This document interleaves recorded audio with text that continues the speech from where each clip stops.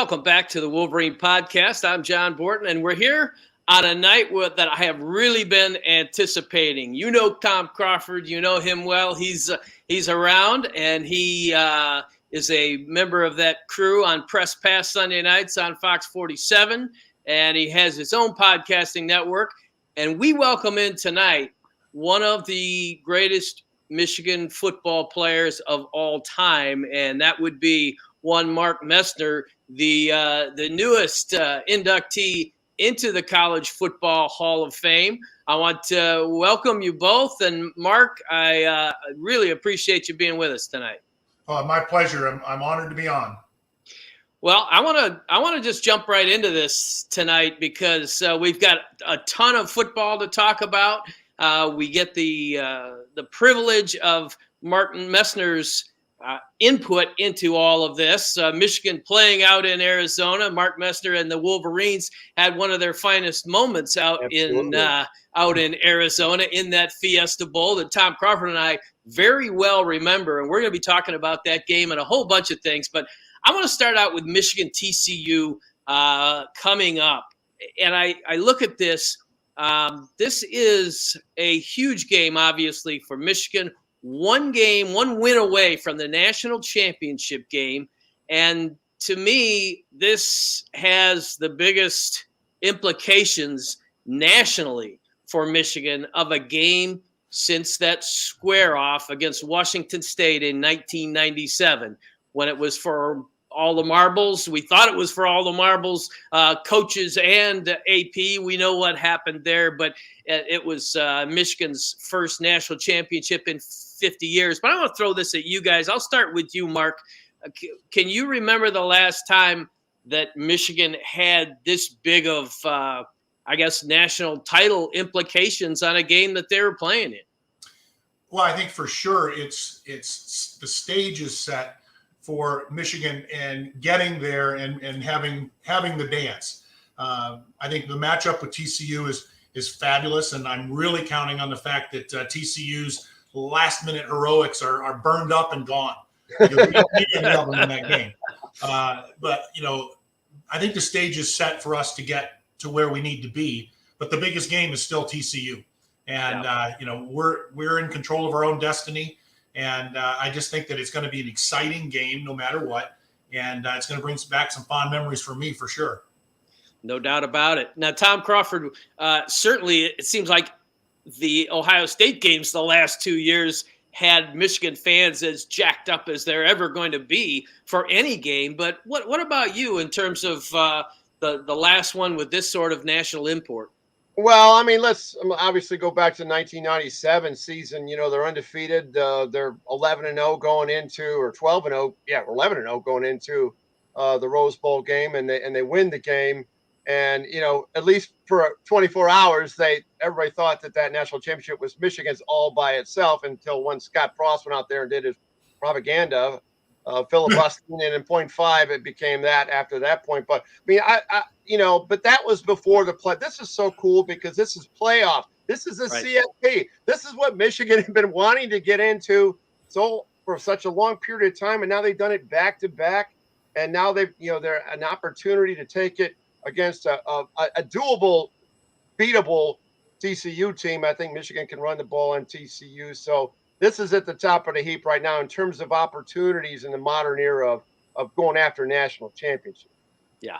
And back in the mid-'80s, Michigan was playing for that last high ranking. And as I recall, the 85 team wound up number 2 in the nation. Mark Messner was right at the heart of that great defense. He was teammates with the guy that's coaching Michigan right now. We're going to tap his wisdom about that as well. But Mark Messner, reflect a little bit on that Fiesta Bowl and squaring off against an opponent that looked pretty daunting at the time.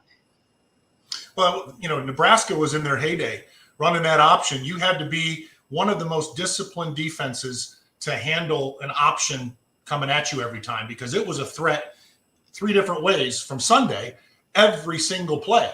You didn't know what they were going to do. And I tell you, as a wide-eyed freshman, getting out there as a freshman, playing on a stage like that first play, those guys, got down in their 3-point stances, and they were literally like mooses. They were making weird noises, snorting, and I'm like, what in the world is in front of me?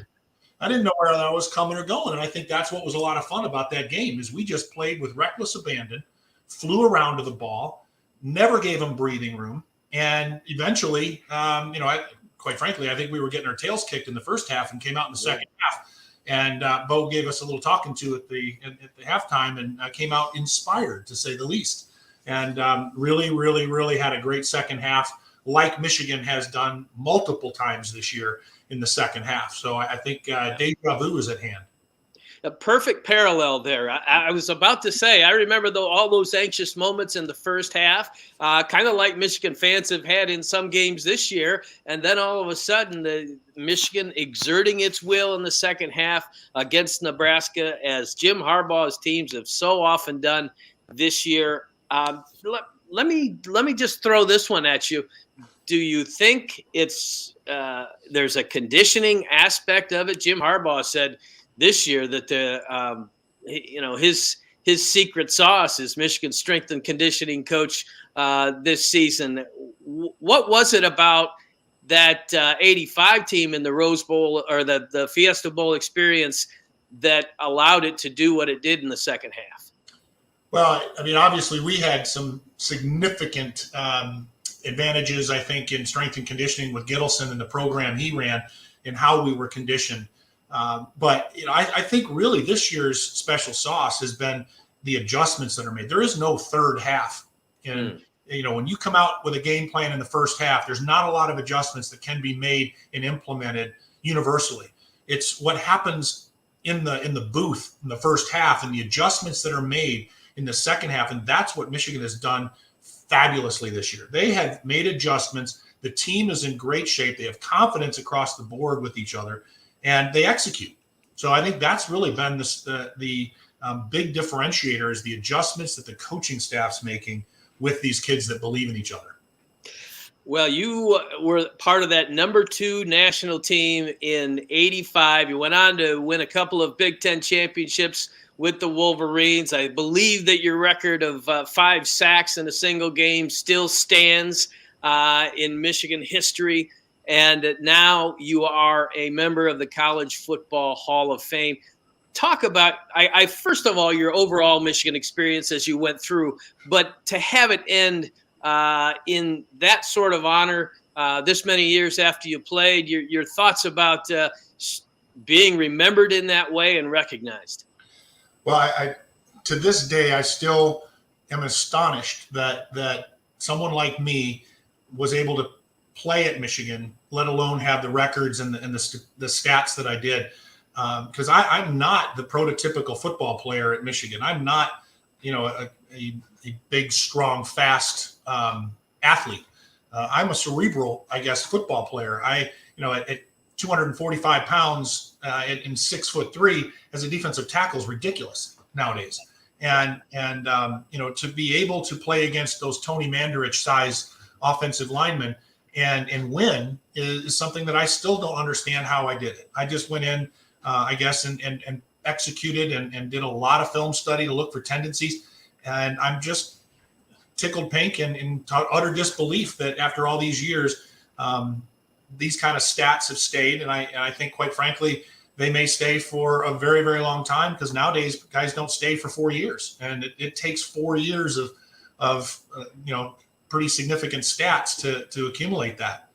Yeah. So I think some of those, even though we were 80-20 in those days, they ran the ball 80% of the time and threw it 20. Nowadays it's pretty much reversed. So there's a lot more opportunities for sacks and things like that in today's game than there was in mine. But just tickled pink and honored. Yeah, well, we're thrilled for you, and congratulations on that score. Tom Crawford, the people that listen to this podcast know he's got the encyclopedic memory when it comes to Michigan football. And Tom, I just want to give you the opportunity to deliver a couple of your most outstanding memories of Mark Messner, and maybe toss a question or two of your own at him. Well, when you think of Mark Messner, you're talking about his freshman year, and that comeback win, the Fiesta Bowl, that team that, ended up second in the nation. That was a great That was a great team. And the Ohio State game with Harbaugh to Colazar. But I remember that Rose Bowl win, Mark, your senior year. And once again, that was the same scenario as it was against Nebraska. I think you were down double digits at halftime, and you made the adjustments. So maybe Gittleson had that thing going on that Ben Herbert had, like you were talking about 40 years ago. And it made the big comeback, 22-14, Leroy Horde. I mean, when Bo was getting carried off that field, I don't think I've ever seen that guy had happy and any, in his life. I mean, that was a big win over a really good USC team with Rodney P. Your thoughts on that one? Your last game, no less. It was, and to go out like that on that stage was amazing, and it was truly that was an offensive performance because Leroy just muscled his way through, and so proud of that, and our defense just to buckle down against a great offense and a great quarterback in their backyard. So that was something. And they had played Michigan State the year before and got beat. They play us and get beat. They were really hating the state of Michigan. It was tough to beat somebody twice, let alone three times, because I think we went back the next year and they got us. And that's when Bo retired. Yeah. Hey, John, Mark was talking about, 4-year guys not happening. Can you imagine a 4-year all Big Ten player like Mark Messner happening again? It couldn't happen. It's impossible to happen because if you're all Big Ten, you're not going to stay 4 years, right? Isn't that how that works now? Yeah, there's no doubt about it. I mean, Steve Hutchison was on that level, but that was, into the 90s, and you will not see that these days, obviously. Mark, I want to throw this at you. You were a teammate of Jim Harbaugh and just saw him in action, understand his level of competitiveness, how badly he wants to win. And so years after you guys played together, Jim Harbaugh comes to Ann Arbor and is viewed as the guy. Okay, he's the guy that's going to make it right after the program sank under Rich Rodriguez and couldn't recover under Brady Hoke. And now here comes Jim Harbaugh, and boom, this thing is going to be set right, and Michigan is going to be on top again.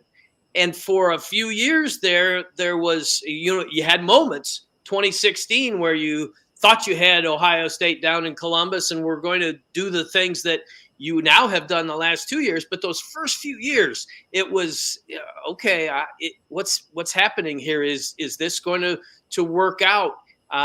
Your thoughts on how it's gone and how Jim Harbaugh has really, in these last 2 years, set things the way that a lot of people thought he was going to when he came here?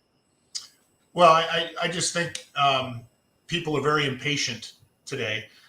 They have nanosecond memory and expect things to be done instantly. And this game, and with the way the talent is balanced and teams have to work, it just doesn't happen overnight. Jim had to construct what he envisioned, and that takes time. You're going to upset players, upset coaches and fans to get to the formula, to get to the special sauce that you want. And, Jim's had that patience.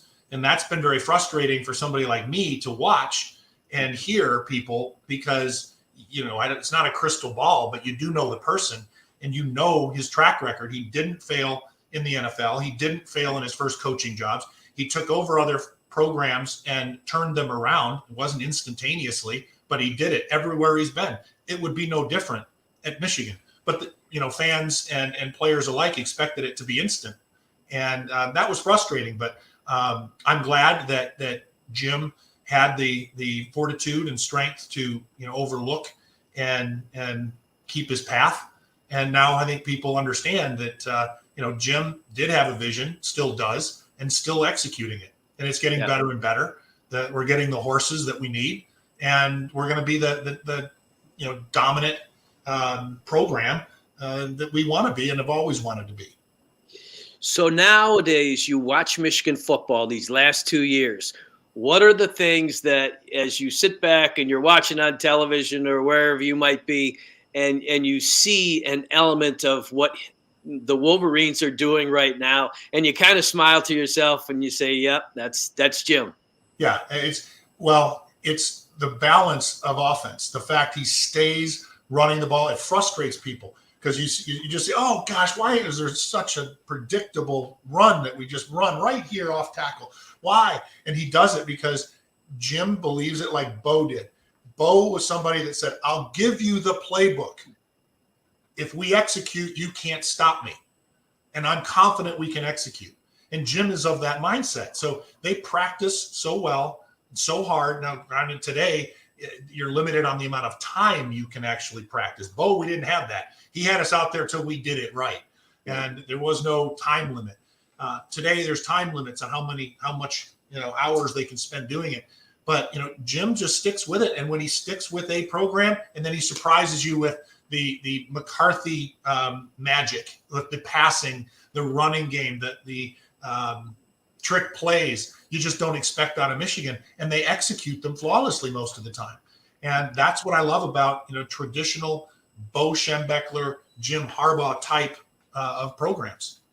John, if I could ask Mark, absolutely, I'm dying to ask about, because we're looking at from 2017, 2000, or 2020 in the COVID year, which is kind of a thing to evaluate anyway. But do you think the 21 and 22 season for Jim Harbaugh, he made some great hiring decisions? And I think when you think about Sharon Moore and somebody's playing Jesse Minter, the hiring of him, and Clinksdale and that secondary, I mean, isn't that part of being a great coach, is making great hires? And do you think that Jim Harbaugh is improved in that capacity, looking what's happened these last 2 years?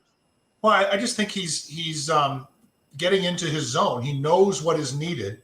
When you first come in, you're not sure. You're confident in your choices, but you're not sure. And you see it evolve. And you see the chemistry that happens. And that's the magic that great legendary coaches bring to the table, is they have that chemistry recognition between the players and the coaches, because it's not a one-man show. It is absolutely right down to the position coaches and how they work with their players and how they listen, how they respond, do they want to play for their coach, or do they want to play for themselves? When you get players that are playing for their coach to not disappoint their coach all the way up the chain, it is very difficult to lose. Mark, let me throw you this one at you. I have talked to former players who told me flat out, I watched the last couple of Ohio State Michigan games and I had tears in my eyes because I remember the way it was, and then I saw the way it became for a while, for too long of a while, and now you're back on that. Some would say even footing. Some would say, hey, they've taken them down pretty hard the last couple of years. Your thoughts on, as you have watched these last two Ohio State games, what was coursing through Mark Messner's veins? Well, there were tears coming. There were videos taken. I looked at my wife and said, "You really took a video of me doing that?" The thing that I love the most is, Bo's, his whole mantra was the team, the team, the team. And you looked at the way we celebrated offensively and defensively on big plays. We celebrated to each other. We turned to each other. We didn't turn to the stands. We didn't turn to the cameras. We turned to each other. And I tell you, you see that all the time now. And that's new. And that shows what's really happening. It's going in versus out. And when you have that team coming together, a team is so difficult to upend when they're playing together and emotionally, and it just becomes a powerful momentum. And you saw it in both the Ohio State games in the last couple of years. There was all kinds of questions, whether are they at that level yet? Do they have the athletes that Ohio State does? And you know what? We really don't. When you look at the stars, we don't. They have them. They're deeper than we are.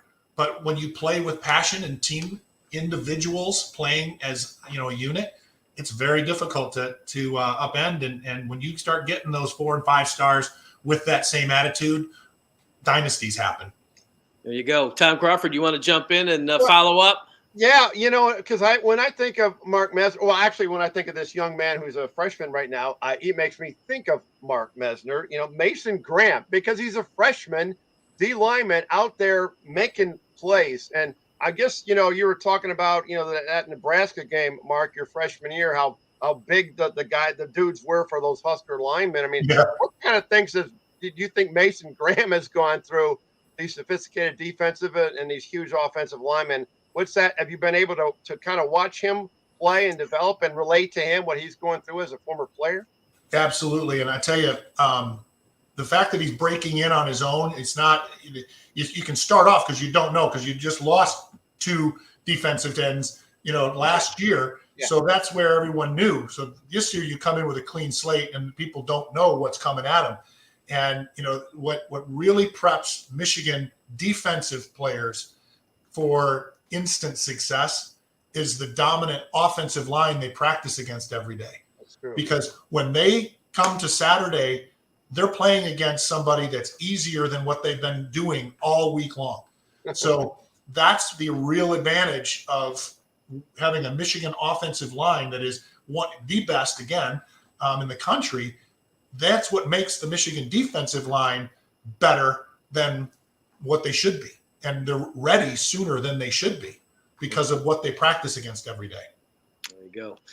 Mark, you and your teammates and Bo put so much into that one game, that Ohio State game, knowing Bo came to Ann Arbor with his staff, with Jerry Hanlon and the whole crew, knowing that you had to go through Columbus, through Ohio State to get to the Big Ten championship. We're in a strange circumstance this year where it is possible that these 2 teams could meet twice this year. First, give me your thoughts on Georgia, Ohio State, who is probably going to emerge there, and then maybe ruminate, if you would, a little bit on the possibility of a Michigan, Ohio State rematch. Oh, that's a nightmare for me. The whole idea of that. I am fully counting on Georgia trouncing the Buckeyes. I mean, trouncing so much so that they're demoralized because I just think that Ohio State is still licking their wounds a little bit. They're questioning themselves a little bit, and Georgia is, well, they're on top of their game. They've got some serious studs on that team. So, if Ohio State can get through them and not look past them to try to get back to us, because quite frankly, that's hard not for them to do because of the pseudo rivalry that they say doesn't exist. But if that happens, we'd have to really buckle it on because it's really hard to beat the same team twice, especially a really good team. And regardless, Ohio State's a really good football team, and they won't make the same mistakes they made at home and underestimate our ability to throw the ball and try to stop the run and forget about the pass, because that killed them. And they won't make the same mistakes twice. Yeah. All right. Well, we're very much on the same page here because Tom and I have talked about this thing. I personally don't believe that Ohio State deserves a shot at a national championship. If you drop your last game at home by 3 touchdowns, it happened that way that they could get it. But I just I'm with you. We just as soon see Georgia take care of business and then see what we've got. But if you're Michigan, obviously you have to win your game and not worry about what might happen next. Tom, anything else before I shift gears completely? Yeah. Well, I mean, back to I could hear a tone of Mark wanting Ohio State to get rolled as much as thinking that they're going to get rolled, and I'm with him on because I tell you what, when you're a payback team, you're the team that makes the changes, and the other team that you just played, and so then that team's got to react to what those changes are going to be. So I agree totally with Mark, but I think Georgia is a team that plays to the level of their opponent. This team last year was much more talented. I think they had the 7 first-round draft choices, whatever. But this team seems to be workmanlike and they get it done. And I do think that they're going to take care of Ohio State, but I think it's going to be a little bit tighter. I hope Mark's right. I hope they get rolled. Absolutely. I'm thinking about a 38-28 game. I think Ohio State's they got so much talent at the wide receiver. And, CJ Stroud is a tremendous quarterback. They're playing indoors. I would not want to play Ohio State indoors. Now, granted, in Atlanta, that's like a de facto home. That's like Sanford Stadium in Athens going a little bit to the west. But, I mean, Ohio State indoors is a heck of a good team. And I think they're going to hang with Georgia for a while. So that game makes me a little bit nervous. All right. Well, we'll keep a close eye on that one. Certainly, we said back in Mark Messner's playing days, a 2 games against Ohio State in one season would have been unthinkable. And I would venture to guess that so would the level of football free agency that we are seeing at the moment. And you talk about Michigan taking advantage. Things have just gone crazy in the last few days. And I'm going to tick off the names here. People were worried a little bit about Michigan's recruiting class. Well, I mean, you're getting the equivalent of a host of experienced multi-star performers coming in. You pick off a freshman linebacker from Nebraska, Ernest Hausman, who is coming in here at 6'2", 220. You get 3 offensive linemen, Miles Hinton and Drake Nugent from Stanford, a couple of 300-pounders, Ladarius Henderson out of Arizona State, 6'5", 310, a senior. You get an outside linebacker, Josiah Stewart out of Coastal Carolina. And then just here in the last 24 hours, you pick up a veteran 6'6", 250-pound tight end who was a captain for Indiana, A.J. Berner, and also Jack Tuttle, who is a backup quarterback. Can you imagine, Mark, when you were playing to have that kind of influx of veteran players? And what are the upsides and the potential downsides from that? We certainly saw with Oluwatimi, a perfect fit this year, comes in, becomes a perfect teammate, wins the Remington Award. But, your thoughts on this whole new era of building a team? I would not want to try to coach the chemistry nowadays at all. Yeah. That as a young player, you sit there and work your tail off to have the mother time pass to where the person in front of you graduates or leaves. Now it's my turn, and all of a sudden you got somebody dropped in front of you again. That would be so disheartening to try to manage. The same thing that I find it almost impossible or incomprehensible to manage, again, the chemistry and camaraderie, is the NIL stuff, because not everybody's getting money. And you go to the bar and my linemen aren't getting it, but me as a quarterback is, hey guys, how about a pitcher? Nah, but you're getting money. I'm not. You're not getting any money if I don't block for you. In the NFL, everybody's got money. I just don't know how you manage all that today. And it just, the way we had to do it in the past, and we can't live in the past, but none of us had money. I mean, right. In Michigan, we took bottles and cans back for our dimes and for our beer money. I mean, good heavens. I don't know how you think about it today and you keep the chemistry working as a team. It's scary. Well, you'll be happy to know that one of our listeners just weighed in with a comment and was saying that we should get Mark Messner a de facto NIL deal. So that would be nice. I would really like it. You can retire early then. Yeah. There you go. Brian Cartwright, get Messner an NIL deal. LOL. Thank you, Brian. Hey, John, to dovetail off Mark's comment, I remember when I was at school in the 70s and all the linemen, some of the linemen that I knew, it would take the 3rd year to get on the plane to get in the starting lineup.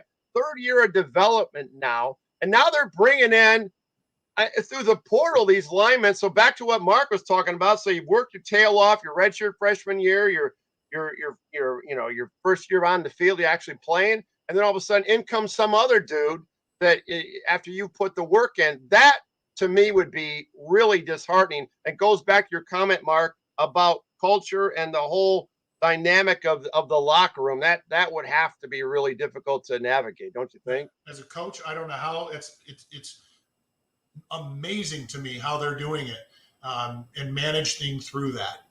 Yeah. And an interesting thing, almost an ironic thing, is these last couple of years, Michigan has brought in some people like that, but is basically said to have the best culture of the Harbaugh era at Michigan, because they've gotten back to basics in some areas and things that they wouldn't put up with. And you've had a pretty good mix. But, man, I understand what you're saying and how tough that has to be, that you're bringing along players, the freshmen like we've already talked about, and certainly younger players that Michigan had to rely on this year at quarterback, at running back at the end of the season. And yet, you're working in, it's free agency. That's what it is. Yeah. I will say this, Michigan got some, I thought there was some very interesting news. We're talking about 2023 and the possibilities there. Blake Corum on a podcast today said he is 50-50 that, he will be back next year. And I think NIL, Mark, as you touched on, plays a role in that he might be able to make more as a college senior than he could make if he got drafted 4th or 5th in the NFL, which is wild to think about. That it's unbelievable. It's changing the game and the dynamics of the game. I mean, way too much for my comfort, because it's overcomplicating it, and it's really, really hard to read where people are, because you really build around certain individuals in college, and you build game plans, you build entire structure around them, and then they change their mind because of some deal they got or they may get, and it changes their focus. So it's a very, very different world today, with how those things are managed, and how you keep the hearts and minds. And you got great talent out there that, again, may not fit the Michigan culture, but statistically they're a dominant football player. And I go back to the reverse of the Mark Messner. I wasn't the prototypical chiseled lineman, or football player in general.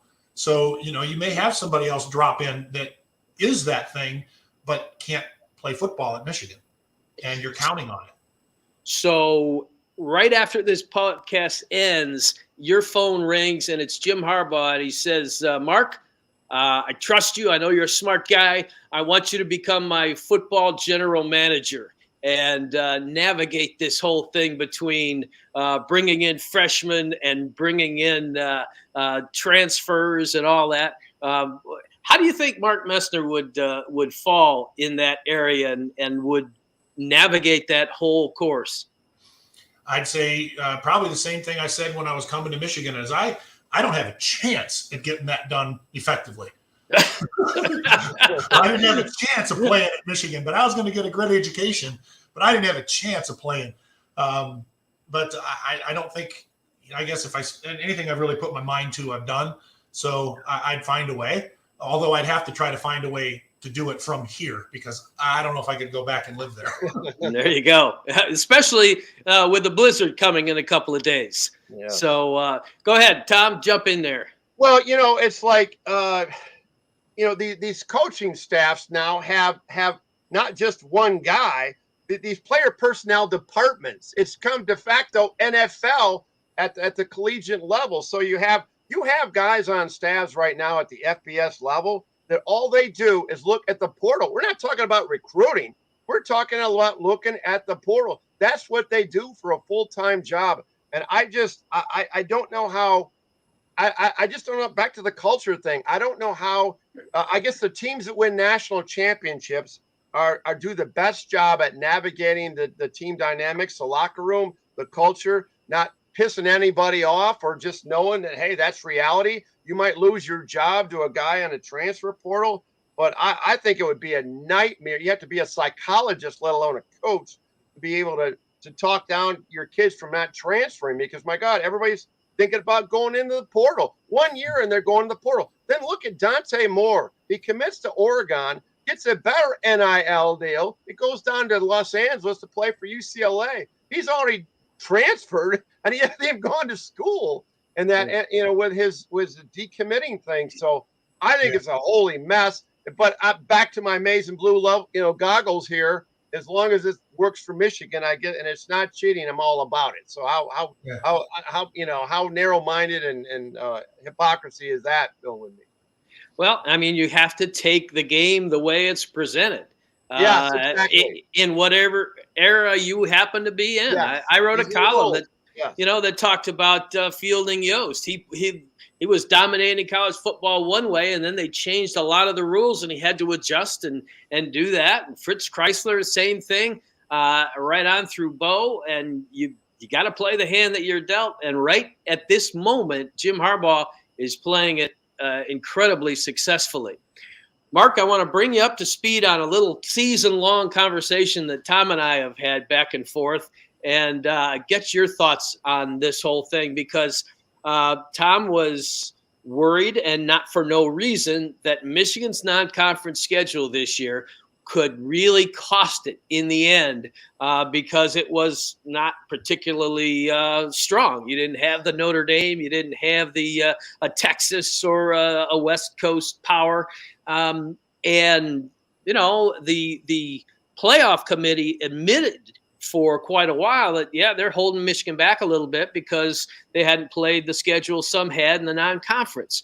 Well, as it turned out, when it came winning time to win the big games, Michigan did that, and nothing really set them back. They're in as good a position, I think, as they could possibly be at this point. Your thoughts on non-conference schedule in general, the types that you played, how much challenge should you mix in? I mean, it was different then, I think, than it is now, because it seems like one loss puts you right on the brink of everything as far as missing playoffs, and that's what these guys have set as one of their big goals. Well, I think that's true, because if you have a loss, if you're blemished, your chances are minimal. And I think that what really helped Michigan and in general the Big Ten East is the strength of the Big Ten East.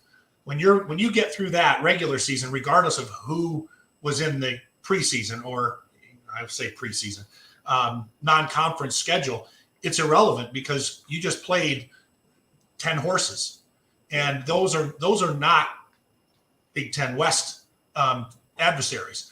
So by us playing again, back in my day, we started with Notre Dame every year. So exactly. I mean, that was our first game. They usually played one prior to even us. And those first games are warm-ups. So, if you're the people that are scheduling those, they're doing it for a couple of reasons. One, money for who those people want to play at Michigan, television revenues and everything else. But we're getting tuned up for the Big Ten East. And that's the way I look at it. And this season is a bugger to get through without a blemish. Yeah, no question. And they have 13-0, first time ever at Michigan, a 13-0 team. Jim Harbaugh says it's I can hardly form those words with my mouth. As this hour has flown, we really appreciate you being with us. I would be remiss if we didn't ask you about Jim Harbaugh and his future here before we let you go. Just because he has now had those breakthrough 2 years where it is like you went from the sort of impatience that you referenced earlier to now this guy is Michigan has to do whatever it has to do to keep him. They're in a position where they are a powerhouse nationally. Your thoughts on what Jim Harbaugh's future here is at Michigan and what he could possibly do over the next few years? Well, I mean, this is just Mark's opinion. It has no basis in fact, obviously. But, just as we talked about the chemistry and the trust and the understanding, the other teammate we haven't mentioned is the AD. Ward was our teammate. he was a defensive tackle. He was with Jim and I. So, you sit there and say, what does Jim want to do? He's been at every level and succeeded at every level. And when he came to Michigan, he said, I'm home. And when you say you're home, when you're somebody like Jim that has been at the NFL level and had success, coached a Super Bowl team, you've been there. So you're not trying to earn that spot. You've already done it. So when he says he's home, and he's going to stay here as long as he wants to stay here, and he's treated well. And his love and passion for Michigan is just like it was back when we played. It is truly in there. It is ingrained in him, DNA, I think. And when it's that deep, it's hard to think of being anywhere but here. And when you hold the reins to that, and you are successful, and you're endeared by the fans, and you're endeared by your team, you're heaven on earth. Very good. Tom, jump in there. Final thoughts, questions. Yeah, I agree with Mark, but I'm still confused about his little flirtation on signing day of going to Minneapolis and entertain going to the NFL after a Big Ten championship game. But I think he's already processed that temptation, and I think he's thinking things with a clearer mind. And I think he's locked in. Well, I have in Ann Arbor from this point forward. I have a thought on that, and I truly believe it in my heart of hearts. He was doing that to leverage a relaxed portal requirement because we couldn't get people in, and the president wouldn't listen. Well, we have a new president, so I think he was leveraging. I'm going to leave. If you want Michigan to be what Michigan should be, you need to relax the portal on us so that the requirements, like coming in as a freshman, you've got to go through the clearinghouse. Everybody's the same. Well, The portal's not. They don't have to let those credits transfer if their grade point averages aren't high enough, so the guys don't come. So he's trying to leverage that, and he's trying to leverage NIL money. Big time. So I think both of those things were him trying to get the university to understand, if you want me to put this school on that stage, you have to let me do it with these tools because everybody else has these tools. I don't think he would have gone because he just needed them to understand, we can do this if you let me. That's just my humble opinion. Well, you certainly the results coming out of this. I mean, you cannot argue with what they're doing in the portal. And as far as Tom referencing the president, I have in 32 years of covering this team seen all different levels of presidential interest. None more than I see right now. Santa Ono is not just he doesn't just understand that football's a big deal because it's a high profile. Right. This guy's a fan. He's a kid pumped about it. In the press box, he's a kid in the candy store up there. He's loving it. Yeah. Have you met him, Mark? I have not. Okay, but maybe your thoughts on what that could mean when you have the leader of the university really on board with wanting to be as competitive as you possibly can in everything, and that certainly includes Michigan football.